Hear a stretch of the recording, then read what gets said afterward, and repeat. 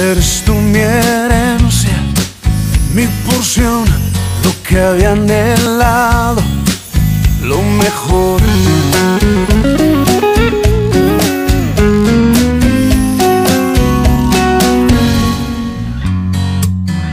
Si de algo podemos estar seguros, es que cada mañana sale el sol y que las personas se necesitan unas de otras. Aunque vivimos en tiempo de mucha tecnología, tenemos celulares, sistemas de chat, redes sociales, estamos intercomunicados, pero el elemento fundamental en todo este proceso son realmente las personas.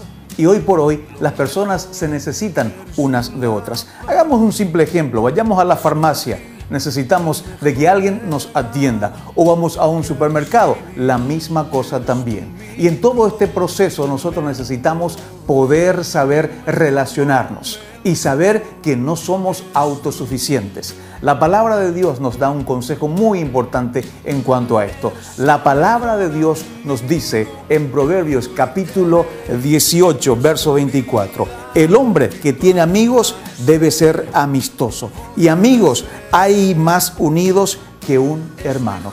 No somos autosuficientes, siempre necesitamos de otras personas, y en medio de ese proceso necesitamos ser siempre muy amables, respetuosos. En medio de esa relación necesitamos mostrar afecto, cariño, palabras corteses, palabras amables. Eso es lo que realmente mantiene sana una relación y una dependencia para poder llevarnos bien aquí sobre la tierra. Recuerde, con Dios todo es posible.